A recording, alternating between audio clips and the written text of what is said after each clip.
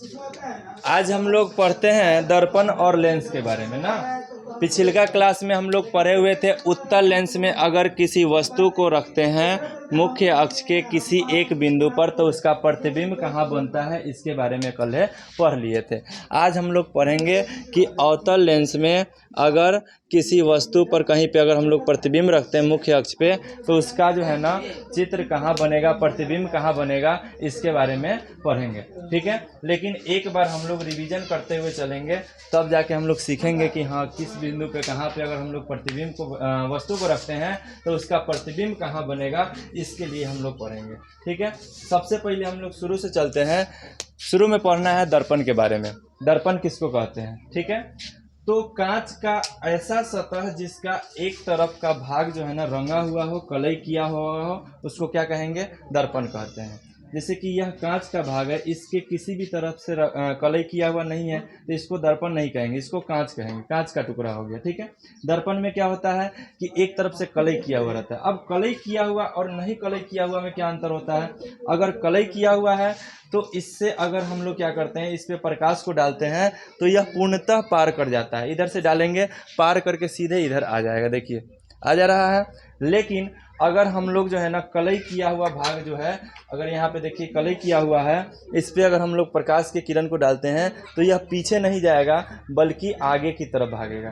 ठीक है, तो प्रकाश दर्पण में क्या होता है, दर्पण पर अगर प्रकाश पड़ता है,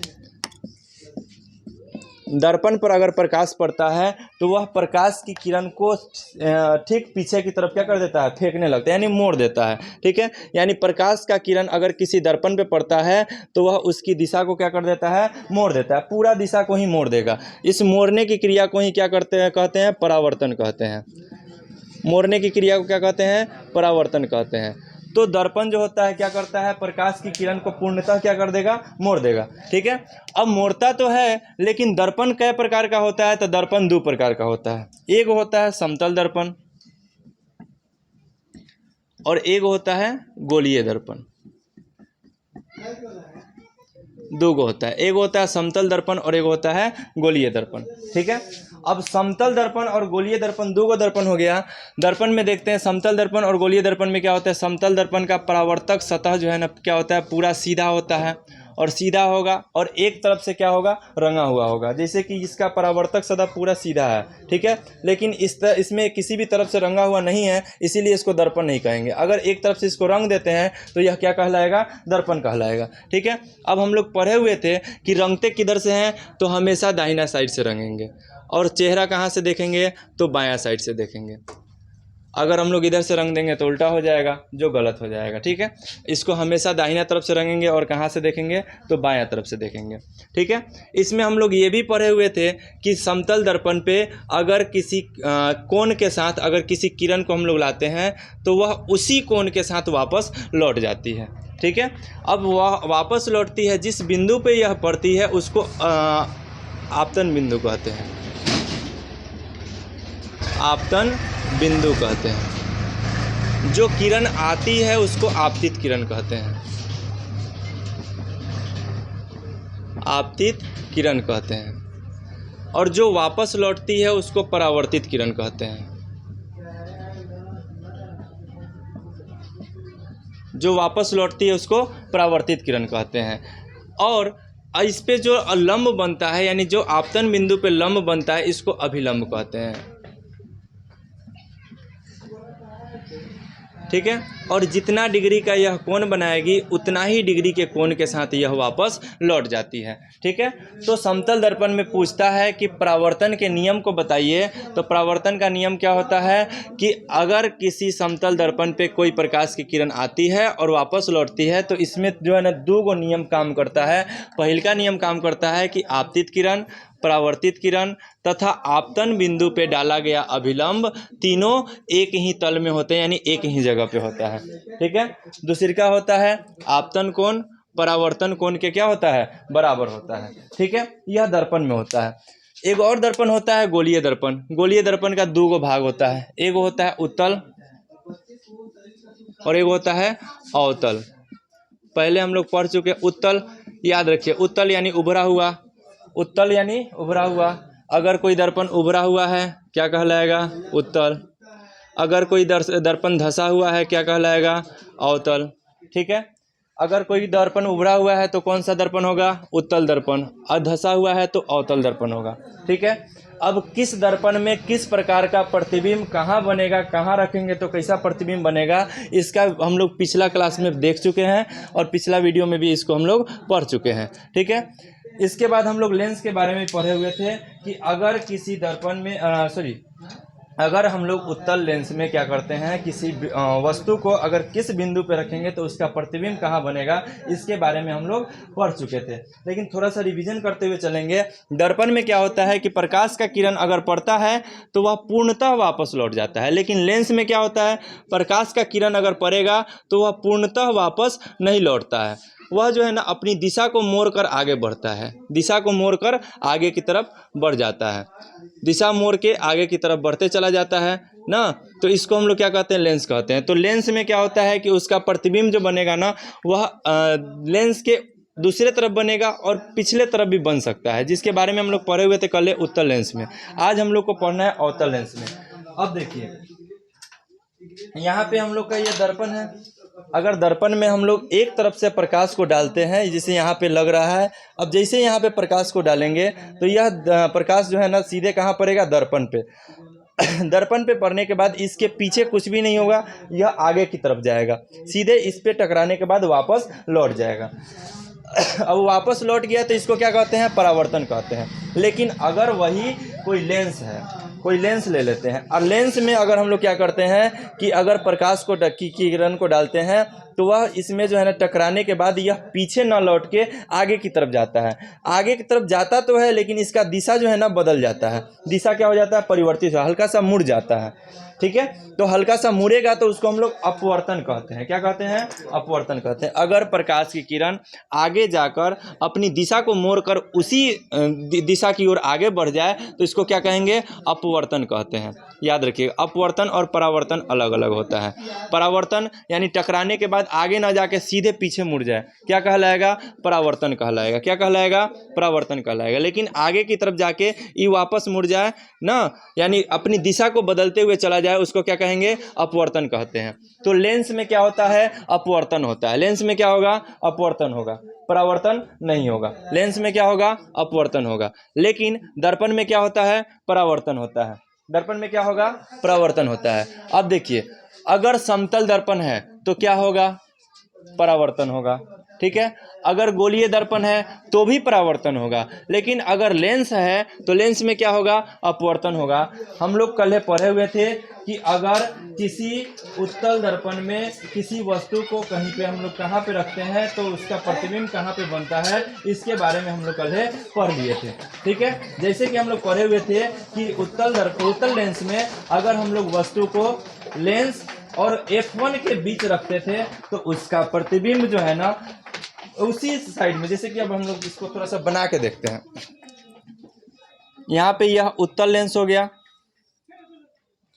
उत्तल लेंस हो गया, और यहाँ पे F1 हो जाएगा, यहाँ पे 2F1 हो जाएगा, इधर जो है F2 हो जाएगा और इधर 2F2 हो जाएगा।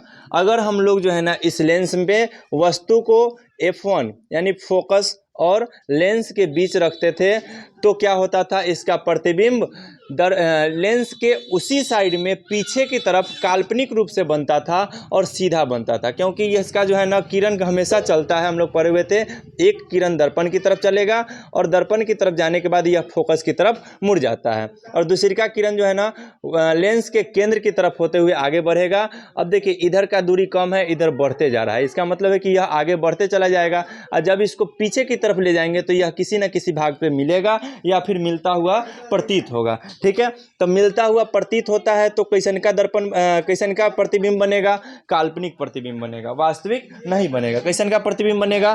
काल्पनिक प्रतिबिंब बनेगा। और काल्पनिक बनने के साथ साथ कैसन का बनेगा? सीधा बनेगा। इसके बारे में हम लोग पढ़े हुए थे कि अगर लेंस में, उत्तल लेंस में लेंस और फोकस 1 के बीच अगर किसी वस्तु को रखते हैं तो उसका प्रतिबिंब लेंस के उसी दिशा में, उसी साइड में जहां पे प्रतिबिंब वस्तु है उसी तरफ पीछे की तरफ बनेगा। कैसन का बनेगा तो काल्पनिक बनेगा और सीधा बनेगा। ठीक है, उसके बाद हम लोग पढ़े थे कि इसी वस्तु को अगर उठा के हम लोग फोकस 1 पे रखते हैं यानी फोकस पे रखते हैं तो इसका प्रतिबिंब कहाँ बनेगा, तो लेंस के दूसरे तरफ बनेगा, इधर के तरफ बनेगा। और कहाँ बनेगा, अनंत पे बनेगा।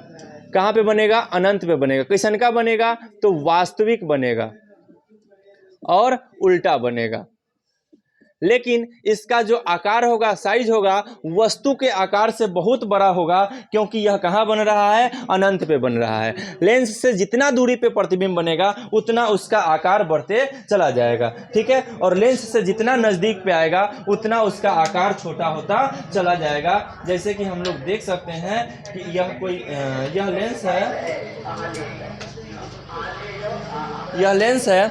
इस लेंस में अगर हम लोग किसी भी चीज़ को देखते हैं, इसका जो है ना साइज जो है ना क्या हो जाएगा, बढ़ जाएगा। जितना हम लोग इसको जो है ना, देखिए यहाँ से अगर हम लोग देखते हैं यहाँ पे छोटा होगा, जितना इसको पीछे की तरफ ले जाएंगे इसका साइज क्या हो जाएगा, बढ़ते चला जाता है। ठीक है, तो इसका मतलब है कि अगर हम लोग लेंस से अगर किसी वस्तु को जितना दूरी पे ले जाएंगे उतना उसका बड़ा प्रतिबिंब होते चला जाएगा। यानी इससे जितना दूरी पे होगा, लेंस से जितना दूरी पे प्रतिबिंब बनेगा उतना उसका प्रतिबिंब बड़ा होता चला जाएगा। तो फोकस पे रखेंगे तो उसका कहाँ पे बनेगा चित्र, अनंत पे बनेगा। कैसन का बनेगा, तो वास्तविक बनेगा। और किस आकार का बनेगा, तो उल्टा बनेगा और बहुत बड़ा बनेगा। लेकिन अगर उसी वस्तु को f1 और 2f1 के बीच रखते हैं उस वस्तु को, तो इसका प्रतिबिंब कहाँ बनेगा, तो इसका प्रतिबिंब बनेगा लेंस के दूसरे तरफ। कहाँ पे, तो 2f2 और अनंत के बीच बनेगा। यानी 2f2 और अनंत के कहीं पे बीच में बनेगा। कैसा बनेगा, तो वास्तविक बनेगा। लेंस के दूसरे तरफ अगर कोई प्रतिबिंब बनता है, हम लोग पिछला क्लास में देखे हुए थे, लेंस के अगर दूसरे तरफ अगर कोई प्रतिबिंब बनता है तो वह हमेशा किस आकार का बनेगा, वास्तविक बनेगा और उल्टा बनेगा। वास्तविक बनेगा और उल्टा बनेगा। ठीक है, लेकिन अब देखिए यहाँ से जो है ना, अगर f1 और 2f1 के बीच वस्तु रखते हैं तो यह लेंस के थोड़ा सा करीब है और इसका प्रतिबिंब जो है ना लेंस से दूर बन रहा है, तो इसका प्रतिबिंब भी कैसन का होगा, वास्तविक होगा, उल्टा होगा और वस्तु की अपेक्षा जो है ना क्या हो जाएगा, बड़ा हो जाएगा। वस्तु की अपेक्षा क्या हो जाएगा, बड़ा हो जाएगा। इसी वस्तु को उठाकर 2f1 पे रखते हैं। 2f1 पे रखेंगे ना तो इसका प्रतिबिंब जो बनेगा दूसरे तरफ 2f2 पर बनेगा। कहाँ पे बनेगा, 2f2 पे बनेगा। स्वाभाविक है कि अगर लेंस के दूसरे तरफ बन रहा है वास्तविक होगा, उल्टा होगा। लेकिन अगर 2f1 पे वस्तु को रखते हैं उसका प्रतिबिंब 2f2 पे बनेगा, तो बिल्कुल वस्तु जितना बड़ा है उतना ही बड़ा इसका प्रतिबिंब बनेगा। ना छोटा होगा ना बड़ा होगा, जितना बड़ा है उतना ही बड़ा, यानी जितना बराबर होगा, जितना बड़ा इधर का वस्तु होगा उतना ही बड़ा इधर का प्रतिबिंब बनेगा। यानी वस्तु का आकार और प्रतिबिंब का आकार बराबर होगा। अगर आपसे क्वेश्चन पूछे कि अगर उत्तल लेंस में किसी वस्तु को कहाँ पे रखा जाए जिसका प्रतिबिंब और वस्तु का आकार दोनों बराबर हो, तो कहाँ पे रखेंगे, 2f1 पे रखेंगे, तो उसका प्रतिबिंब जो है ना 2f2 पे बनेगा, वस्तु से बिल्कुल बराबर बनेगा और कैसन का बनेगा, तो वास्तविक बनेगा और उल्टा बनेगा। अगर इसी वस्तु को 2f1 और अनंत के बीच रख देते हैं, इधर रख देते हैं, तो इसका प्रतिबिंब कहाँ बनेगा, तो f2 और 2f2 के बीच में बनेगा। कैसन का बनेगा, तो वस्तु के आकार से छोटा बनेगा, वास्तविक बनेगा और उल्टा बनेगा। ठीक है, अगर हम लोग 2f1 और अनंत के बीच किसी वस्तु को रखते हैं तो उसका प्रतिबिंब 2f2 और f2 के बीच बनेगा। कैसा बनेगा, तो वास्तविक बनेगा, उल्टा बनेगा और वस्तु के आकार से छोटा बनेगा। ठीक है, अगर इसी वस्तु को अनंत पे रख देते हैं, अनंत पे रखेंगे तो उसका प्रतिबिंब कहाँ बनेगा, f2 पे बनेगा। कैसा बनेगा, तो वास्तविक बनेगा, उल्टा बनेगा और वस्तु के आकार से छोटा बनेगा। ठीक है, इसमें एगो क्वेश्चन पूछता है कि उत्तल लेंस में हम वस्तु को कहाँ रखें कि उसका प्रतिबिंब जो है ना वास्तविक ना बन के काल्पनिक बने। ठीक है, तो काल्पनिक एक ही को जगह पे बनेगा। अगर हम लोग f1 और लेंस के बीच अगर वस्तु को रखते हैं तो उसका प्रतिबिंब कैसा बनेगा, काल्पनिक बनेगा। अगर आपसे पूछे कि उत्तल लेंस में हम लोग वस्तु को कहाँ रखें कि ताकि उसका प्रतिबिंब जो है ना सीधा बने ना, तभी वही होगा, f1 और लेंस के बीच रखेंगे तो उसका प्रतिबिंब कैसा बनेगा, सीधा बनेगा। उसका प्रतिबिंब कैसा बनेगा, सीधा बनेगा। कहाँ बनेगा, तो जिस साइड में जिस लेंस के जिस तरफ हम लोग वस्तु को रखते हैं उसी तरफ जो है ना उसका प्रतिबिंब बनेगा। ठीक है, कैसन का बनेगा? काल्पनिक बनेगा और सीधा बनेगा। ठीक है, लेकिन अगर उससे जिस तरह हम पीछे ले जाएंगे, उसका जो प्रतिबिंब है लेंस के दूसरे तरफ थोड़ा सा पीछे ले जाएंगे और बड़ा होगा, उसके बाद पीछे ले जाएंगे हल्का सा छोटा होगा। जिस तरह से इसको इधर की तरफ लेते आएंगे उस तरह प्रतिबिंब आगे की तरफ आएगा, लेकिन वह कैसा हो जाएगा? छोटा हो जाएगा। कैसा हो जाएगा? छोटा हो जाएगा। ये सब हम लोग पिछला वीडियो में पूरा डिटेल से पढ़ लिए थे। अब आगे हम लोग को पढ़ना है कि अगर किसी अवतल लेंस में वस्तु को अगर किसी स्थान पर रखते हैं तो उसका प्रतिबिंब कहाँ बनता है। ठीक है, हम लोग देखे हुए थे कल है कि उत्तल लेंस जो है ना, उसके बारे में अगर हम लोग पढ़े हुए थे तो ये हम लोग पढ़े हुए थे कि अगर मुख्य अक्ष के समानांतर प्रकाश की किरण आती है तो अपवर्तन के बाद जो है ना वह मुख्य अक्ष के तरफ क्या हो जाती है? मुड़ जाती है। वह मुख्य अक्ष के तरफ क्या हो जाएगी? मुड़ जाएगी।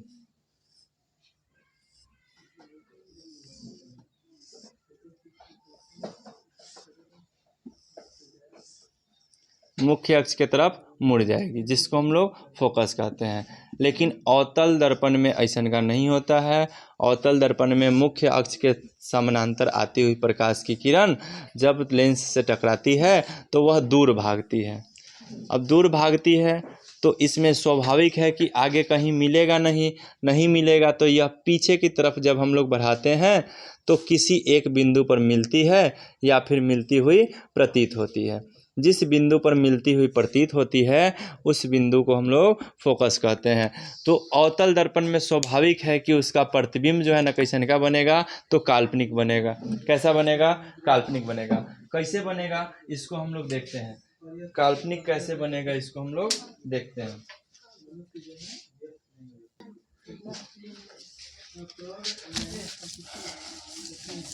उत्तल लेंस का प्रतिबिंब हम लोग कल देख लिए थे, आज हम लोग अवतल लेंस के बारे में देखते हैं।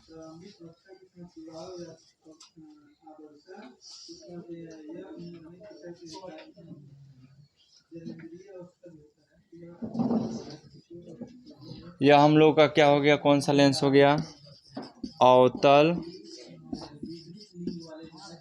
लेंस। अवतल लेंस हो गया। अवतल लेंस में हम लोग सबसे पहले बना लेते हैं मुख्य अक्ष। यह क्या हो गया? मुख्य अक्ष हो गया।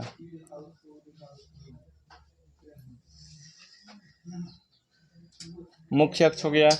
यहाँ पे फोकस ले लेते हैं, इधर F1, इधर क्या हो जाएगा? F2 हो जाएगा। ठीक है, F1 हो गया, F2 हो गया।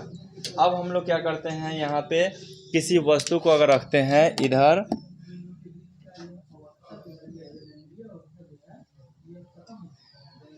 किसी वस्तु को रखते हैं तो हम लोग कल पढ़े हुए थे कि अगर किसी वस्तु को हम लोग रखते हैं लेंस के सामने तो वह लेंस से क्या होती है? सबसे पहले उसका किरण कहाँ चलेगा?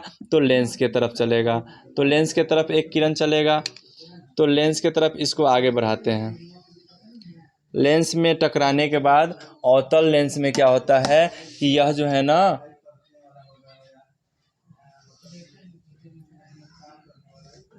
वापस उल्टा तरफ भागती है। इधर की तरफ क्या हो जाएगी? भागेगी। इस तरह से किरण चलेगी, इधर से चलेगी, इधर की तरफ वापस भागने लगेगी। ठीक है, और दूसरी का किरण कहाँ चलती है? तो ओ पर, यानी लेंस के केंद्र पर चलती है। ओ का मतलब क्या होता है? लेंस का केंद्र। ओ का मतलब क्या हो जाएगा? लेंस का केंद्र। तो दूसरी का किरण कहाँ चलेगी? तो ओ पर चलेगी। अब यहाँ से ओ पर चलेगी एक किरण,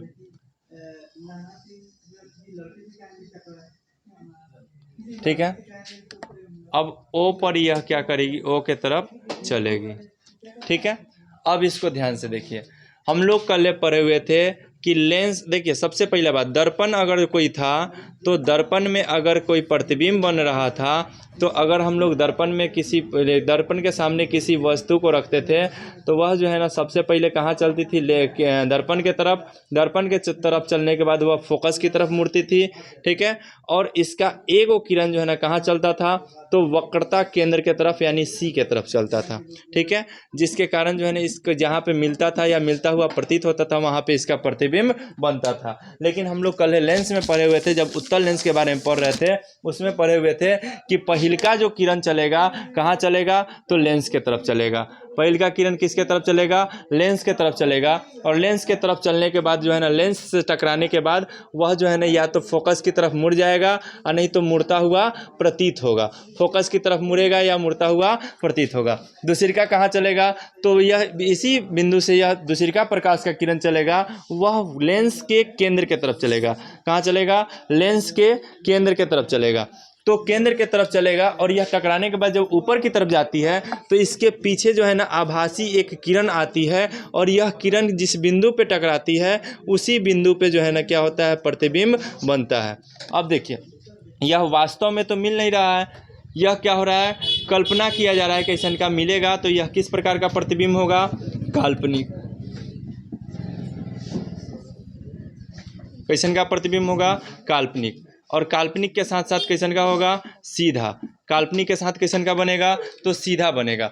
याद रखिएगा, अगर आपसे क्वेश्चन पूछे कि हमको अगर आपको क्वेश्चन दे कि अगर किसी वस्तु का प्रतिबिंब बनवाना है और प्रतिबिंब जो है ना काल्पनिक होना चाहिए और सीधा होना चाहिए, काल्पनिक और सीधा के लिए कौन सा लेंस का उपयोग करेंगे, तो अवतल लेंस का उपयोग करेंगे। उत्तल लेंस से कभी भी काल्पनिक और सीधा प्रतिबिंब नहीं बनेगा। सॉरी, अवतल लेंस से जो है ना क्या कैसा प्रतिबिंब बनेगा, काल्पनिक प्रतिबिंब बनेगा और सीधा बनेगा। उत्तल लेंस से एक परिस्थिति में काल्पनिक और सीधा बनेगा, जो कहाँ पे रखेंगे वस्तु को, तो लेंस और फोकस वन के बीच रखेंगे तो प्रतिबिंब कैसन का बनेगा, काल्पनिक बनेगा और सीधा बनेगा। बाकी सभी परिस्थिति में जो कैसा बनेगा, तो वास्तविक बनेगा और उल्टा बनेगा। अगर उत्तल लेंस में वस्तु को फोकस और लेंस के बीच अगर वस्तु को छोड़कर दूसरे जगह पर अगर कहीं पे भी वस्तु को रखते हैं तो उसका प्रतिबिंब कैसन का बनेगा, तो वास्तविक बनेगा और उल्टा बनेगा। लेकिन अगर हम लोग क्या करते हैं, फोकस और लेंस के बीच ही वस्तु को रखते हैं उत्तल लेंस में, तो उसका प्रतिबिंब कैसन का बनेगा, काल्पनिक और सीधा बनेगा। अवतल लेंस में प्रतिबिंब कैसा बनता है, काल्पनिक और सीधा बनता है। अवतल लेंस में एक ही डायग्राम होता है, एक ही फिगर होता है, ठीक है। इसको आप लोग नोट कर लीजिए।